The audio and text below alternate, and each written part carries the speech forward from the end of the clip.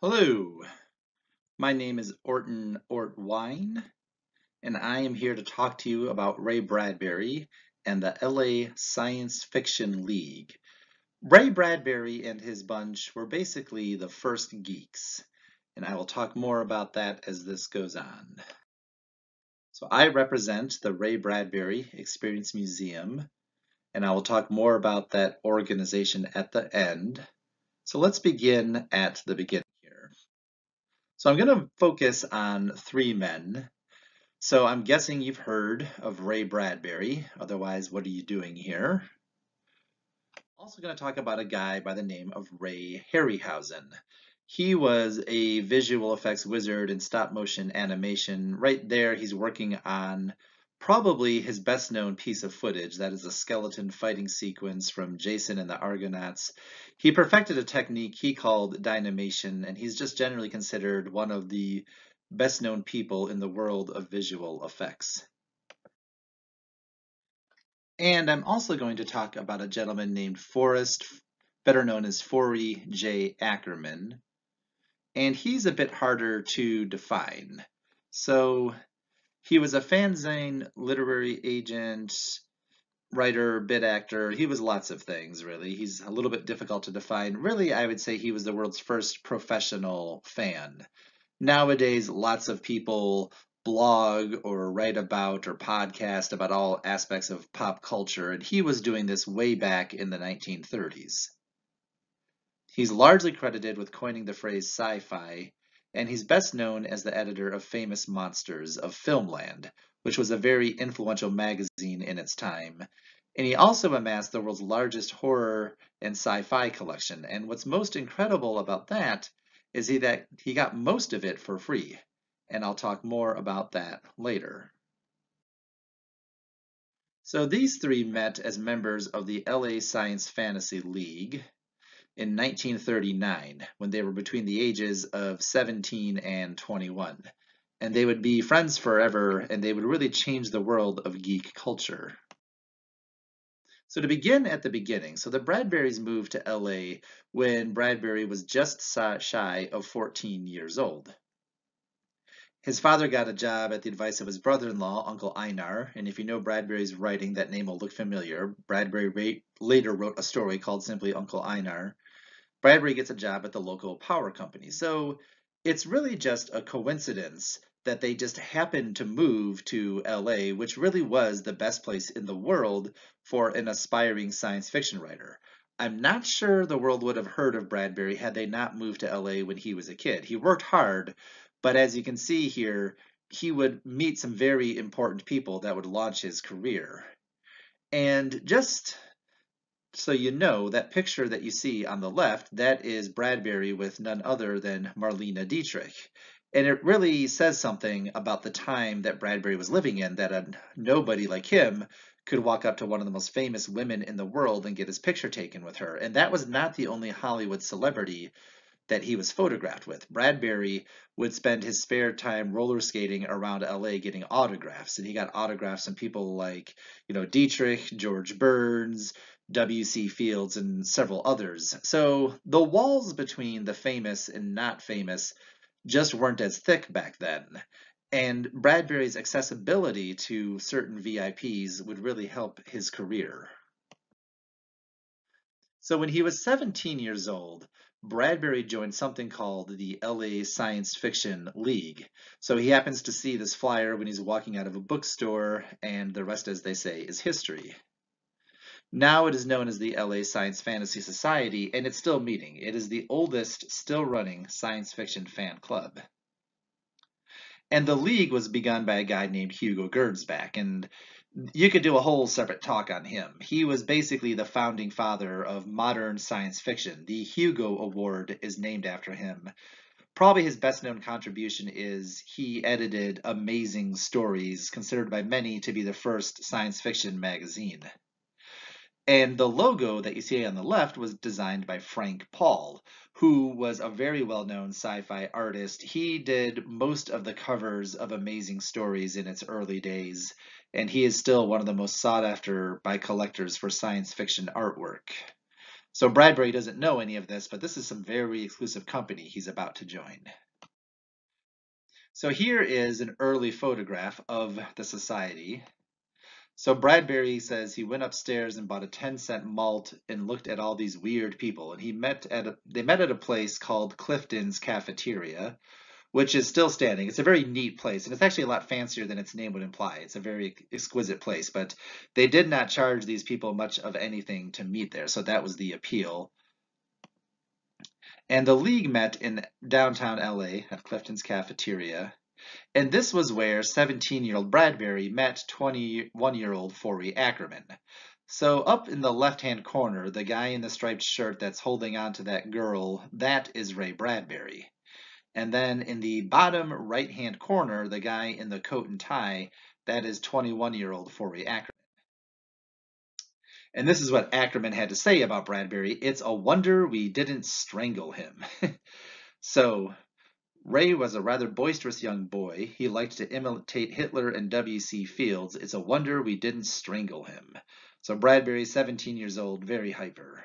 And meetings lasted about an hour, and at these meetings, Ackerman would keep people up to date about the activities of the League and also upcoming science fiction works. And guest speakers were invited to speak about various topics. And so Bradbury is in the far left in the white shirt. And then a couple of people behind him, sort of next, but on the other side of that girl to the right, that's Harryhausen. So very cool.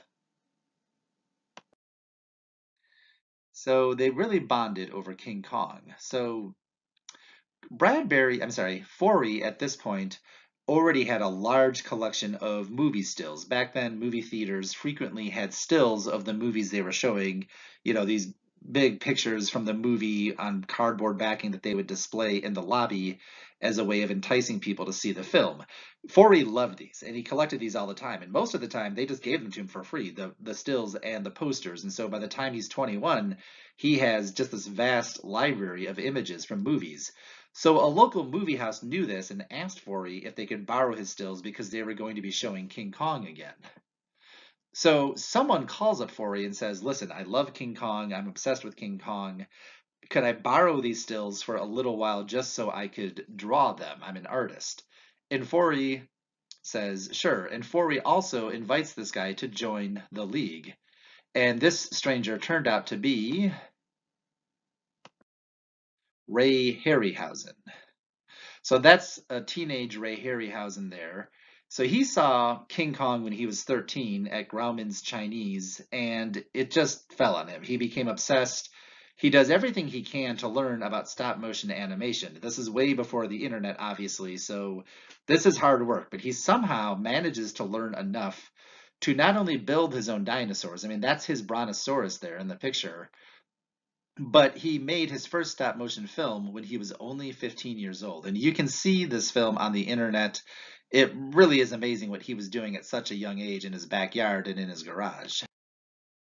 So his first piece was something called Harryhausen and the Cave Bear, and he sacrificed his mother's fur coat to make his first model. And he made the limbs with, table lamps, and he made the limbs move with these hinges. His father was a machinist, so he brought home these hinges that worked on rear view mirrors. So it's very much a homemade affair, but it really is incredible what he was able to do. And again, if you just go to YouTube and just look for early Harryhausen footage, it's really amazing what he was doing already. And he had actually, before finishing high school, even met his mentor and hero, Willis O'Brien, who was the special effects wizard behind King Kong. So it really is amazing that this unknown kid was able to meet with O'Brien, and he showed O'Brien his early footage. So he is already making forays into Hollywood, even though he's only a teenager. So he comes to the League, and he actually goes to Ackerman's house where he meets Bradbury, and they hit it off right away. They both loved dinosaurs, and so he invites Bradbury to the garage where he shows off all his dinosaurs and his mats and his sets. And I mean, just imagine, that dinosaur on the left, that's what was there. This is what Bradbury sees. So just think about how cool it would be to have a friend like that. And so this is a quote from Bradbury. We had a mutual interest in dinosaurs, and we both loved King Kong, and so did Forry. And the three of us would many times jump on the red car and go to Eagle Rock or Pasadena to find a replay of King Kong or The Most Dangerous Game and all the Miriam Cooper pictures. So, back then, the only way to see a movie was in the movie theater, so theaters oftentimes reran their greatest hits. And these three guys are just palling around seeing these movies all the time. Now, something else that Bradbury does with Ackerman is he worked on the mimeograph zine or zine of Imagination. This is the zine of the LA Science Fiction Society. And Bradbury agrees to mimeograph this in exchange for having some of his own work printed. So, the mimeograph process back then was very complicated. It was the kind of thing that they taught secretaries and other office workers to do. It's difficult. So Ackerman is not sure about this weird kid named Bradbury, but if he's willing to take some work off his hands and all he wants in exchange is having some of his own stuff printed, well, that's a fair deal. And Bradbury was just ecstatic to see his work in print. In the days before desktop publishing, it was not so easy to get printed, to get published. And to see something of his published, even if it was this silly little zine read by less than 100 people, well, that was pretty cool. Bradbury was very happy. And Bradbury would later say that Ackerman really gave his life meaning. For years, Bradbury has written these weird little stories and nobody's seeing them. Well, now finally he has an audience. So Bradbury was thrilled. And you'll notice right below the drawing of the monster, you can kind of see Harryhausen's signature. So both Harryhausen and Bradbury would actually put their art on the covers. And this is pretty impressive artwork when you consider the mimeograph process. The only way to draw was to cut into the stencil with a stylus, and you only had one chance to do it. So Harryhausen was capable of much more, but this is what he does, this line drawing with the process of the mimeograph. So this is a very fascinating issue because it has the works of Bradbury and Harryhausen and Ackerman.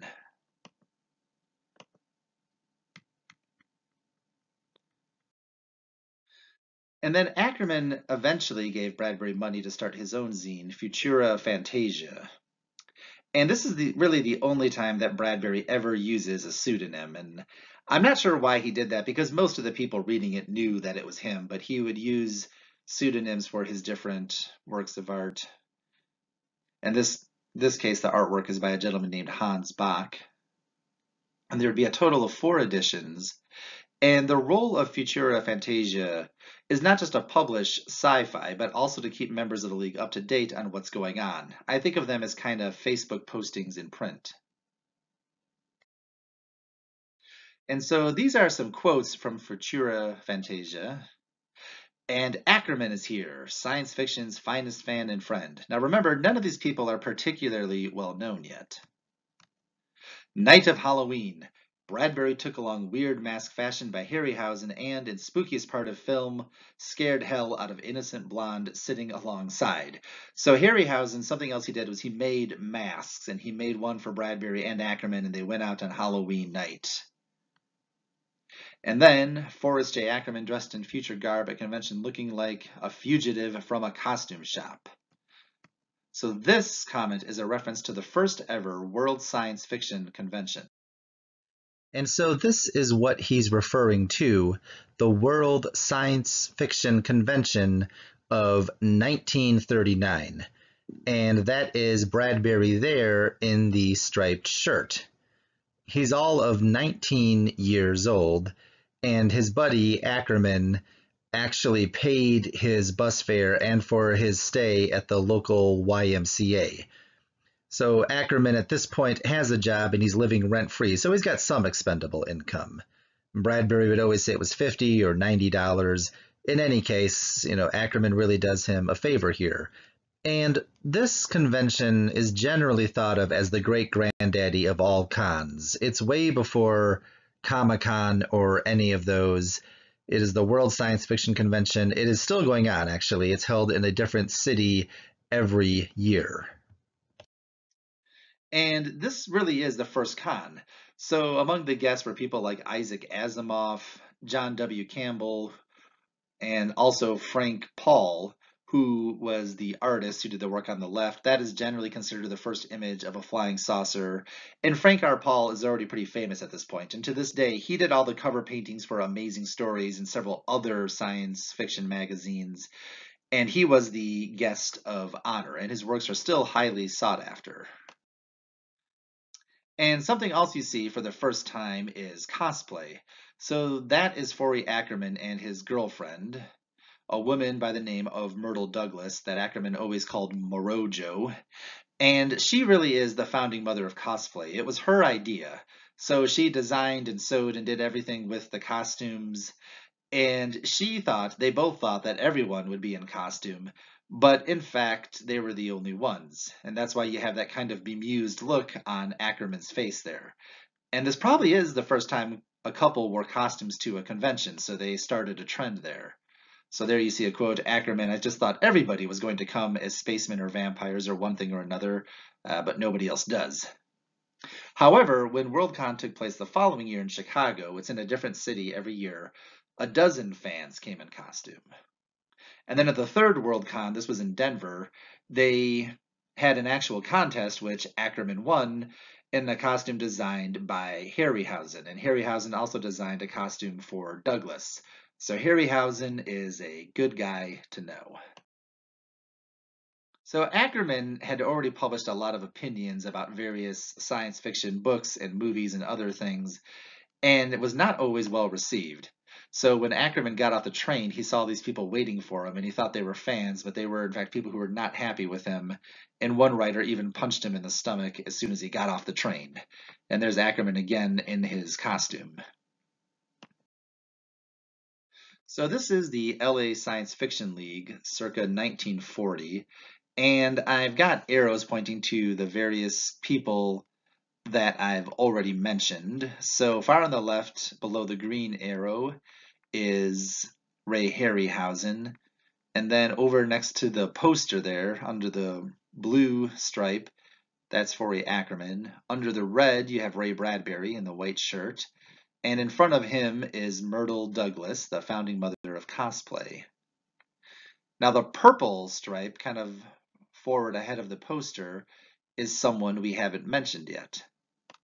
And that's Robert Heinlein. So Heinlein is new to science fiction, but his star is rising very rapidly. Really, he got the attention of Joseph W. Campbell, and that really helped make him a star. So he's a little bit older than the guys I've been talking about. I think he's about 33 in this picture, so not old by any means, but he's more of an adult. And in his young life, he has already done quite a bit. He was a naval officer who served on an aircraft carrier. Unfortunately, he was honorably discharged due to a hitherto undiscovered medical problem. He served in Upton Sinclair's campaign for governor, and Heinlein himself ran for California State Assembly. And he had also published some stories in Astounding Science Fiction that's edited by Campbell. And Campbell really likes him and starts publishing him a lot. So he is a rising star in the world of science fiction. He was even the guest of honor at the World Science Fiction in Denver in 1941. So he takes Bradbury under his wing, and Bradbury said, quote, "He taught me human beings." So he invited Bradbury to meetings of the Manana Literary Society, and that was an informal gathering of writers that met at Heinlein's house, Manana meaning tomorrow, so it's a sort of a science fiction literary society. And this group included a lot of members who were already established. Now, I know these names are not as well known now, but they were pretty well known in the world of science fiction at the time. Guys like Henry Kuttner, Edmund Hamilton. Lee Brackett was a woman. Her last work was the first draft of the screenplay Empire Strikes Back. She did a lot of screenplays, so very well established. Jack Williamson, C.L. Moore, L. Ron Hubbard sometimes showed up. So Bradbury he's very much a boy among men. He would have soda while everyone else drank booze. And Kuttner, Heinlein, and Williamson all critiqued his work. And Bradbury was very grateful for this. He would later say that, they treated me like an equal even though I wasn't. And Bradbury never forgot the help he got as a young unknown, and he paid it forward to other young writers. So a lot of people have later said, I sent Bradbury a story and he took the time to read it and critique it and mailed it back, and they were really amazed at this. And I really do think it was because when he was a young writer starting out, he got a lot of help from established writers. And Heinlein also helped orchestrate Bradbury's first sale, kind of. So Heinlein knew the editors of a magazine called Script, and I've actually never been able to find a copy of this, but he managed to get Bradbury's story called It's Not the Heat, It's the Huh, published in the November 2nd, 1940 issue. And upon hearing that a story of his was going to be published in a real magazine, Bradbury and his mother danced on their front lawn. And Bradbury was paid with 3 issues of the magazine. So not necessarily a sale per se, but he did manage to finally get professionally published. And the last issue of Futura Fantasia is interesting for a couple of reasons. It was the first time Bradbury set a story on Mars under the name of Ron Reynolds. And also Heinlein was kind enough to contribute a work. He wrote it under the name Lyle Monroe, and the story was Heil. So this issue has works by both Bradbury and Heinlein. So then war is declared in 1941, and it would have an impact on all of these people. So Harryhausen eventually gets work in something called the Special Services Division, which, among other things, made propaganda films. And he worked with none other than Frank Capra. And Harryhausen would also work with a young artist by the name of Theodore Geisel, now known to the world as Dr. Seuss. So Ackerman, for his part, ends up serving stateside. That's a picture of him there. He always referred to himself as Sergeant Ack. And he was stationed at nearby Fort MacArthur in San Pedro, where he edited the camp's newsletter. So he remained stateside. However, he did leave it as a condition of his will that if he was killed in combat, his money was to go to the founding of a science fiction society. Luckily, that never happened. He still went to as many meetings of the League as he could, and he also wound up starring in a movie called Hey Rookie. It so happened they were filming a movie there, so that was his first in a long career of serving as an extra in films. Bradbury, meanwhile, continues to sell newspapers. So he was 4F because of the war. He was 4F because of his bad vision. He was almost literally blind without his glasses. And this did not sit well with Heinlein. So it's not entirely clear what happened between the two of them, but Heinlein generally felt that Bradbury was dodging service. And Heinlein was still a very proud military man. That never did change, and he would have served if he could have, and he did end up serving in the Navy in a civilian capacity. He relocates to the East Coast, and he teams up with Asimov and some other guys, and even kind of formed this sort of science fiction advisory committee to the Navy, where they would come up with ideas for things the Navy could try. That wasn't all he did, but that was part of it.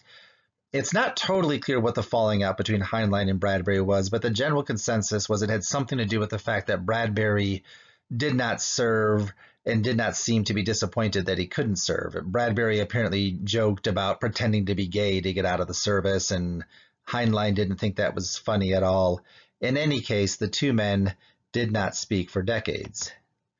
And this is also when Bradbury first begins to get paid for selling short stories, and he is actually very prolific in this time. Now, he did write ads for the Red Cross, encouraging people to donate blood. That was Bradbury's service during the war, but it is not clear if Heinlein knew about this. Now, after the war is the first and last time that Bradbury sort of works on a film with his buddy Ray Harryhausen. So The Beast from 20,000 Fathoms was Harryhausen's first independent project. And it was the first time he used what he called dynamation. And it really kicked off the monsters on a rampage craze of the 1950s, including Godzilla. Godzilla was originally, the working Japanese title was, I believe, The Beast from 20,000 Miles Below. So there's no disputing the influence of this film. And it was the closest the two rays came to working together.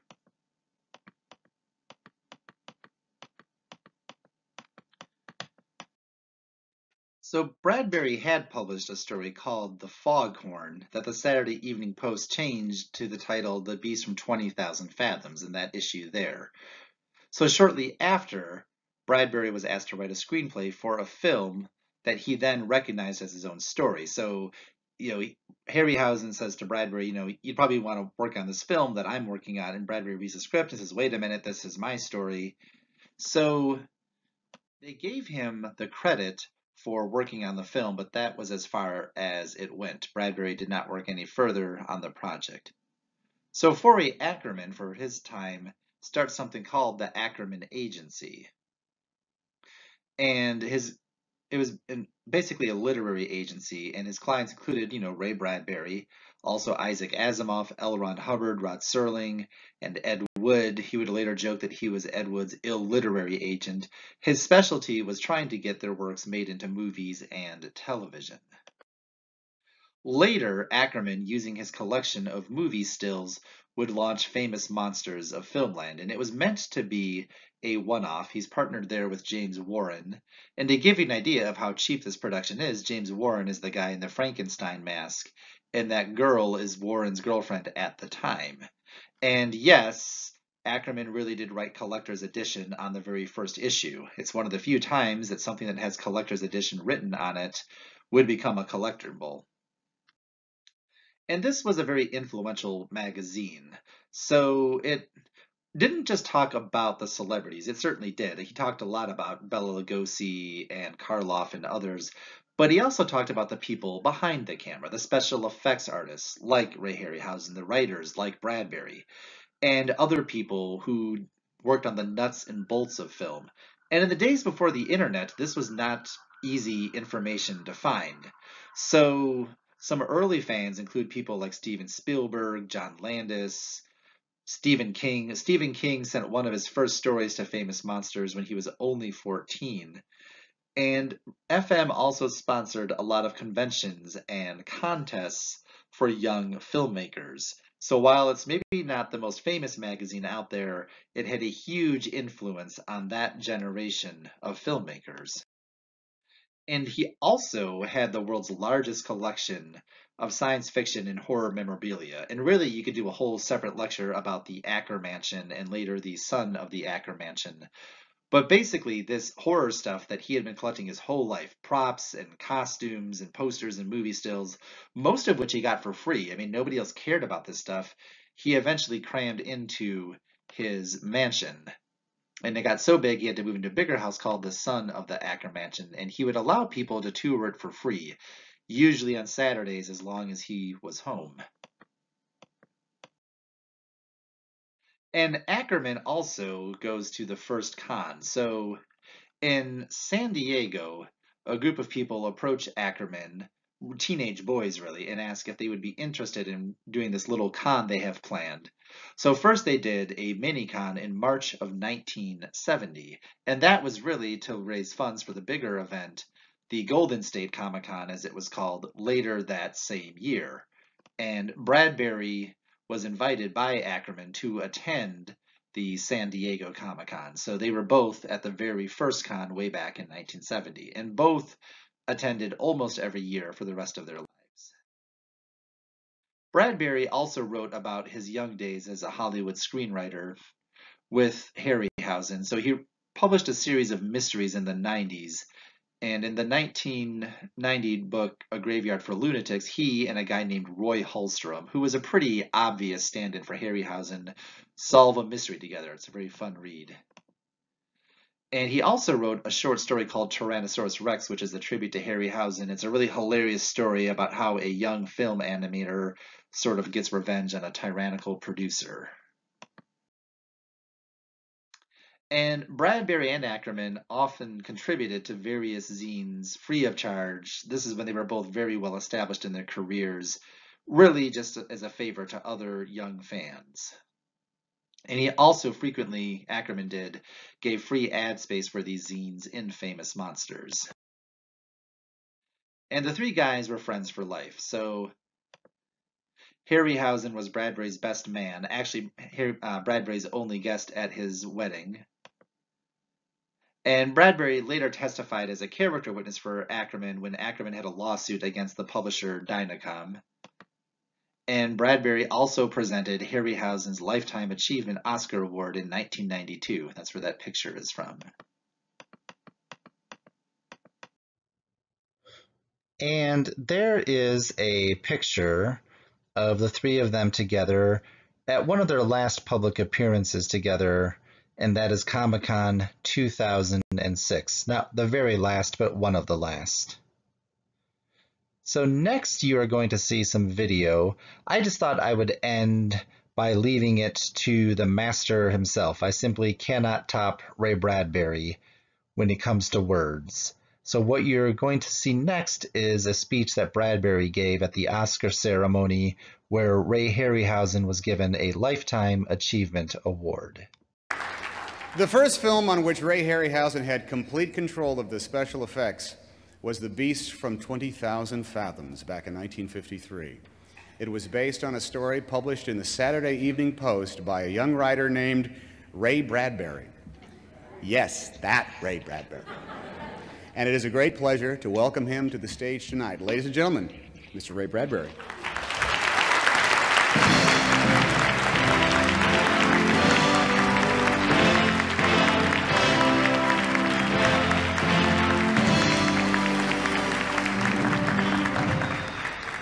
I think if it's possible, I'm happier than Ray is. This is a joyful evening for me. It's another fine mess you've got us in, Ray. It's rare in the history of motion pictures or any other art form. The two young men meet and promise themselves a lifelong friendship, plus an enduring love for dinosaurs. How to bring them to life, how to put them on the screen. And in 1938, just out of high school, Ray Harryhausen came into my life. I went to visit his garage where he built an animated prehistoric beast on 16mm film. Good Lord, what a friend to have.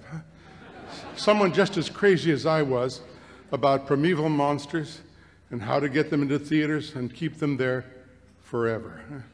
We made a pact promising to grow old but never grow up, and keep the pterodactyl and the Tyrannosaurus Rex forever in our hearts. And lo, it happened. As Tom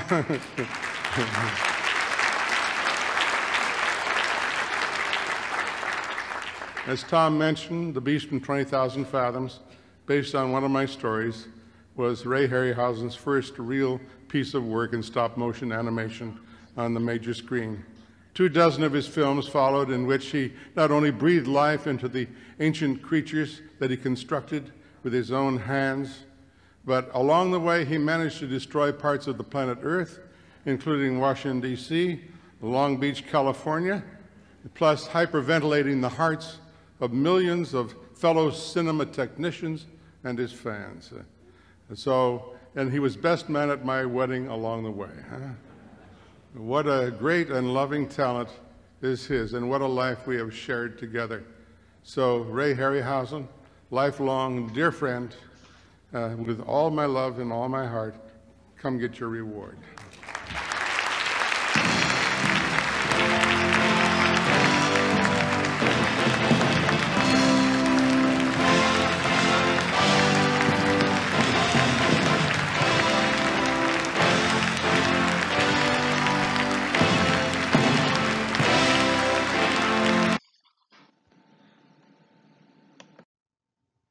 Okay, so isn't that awesome?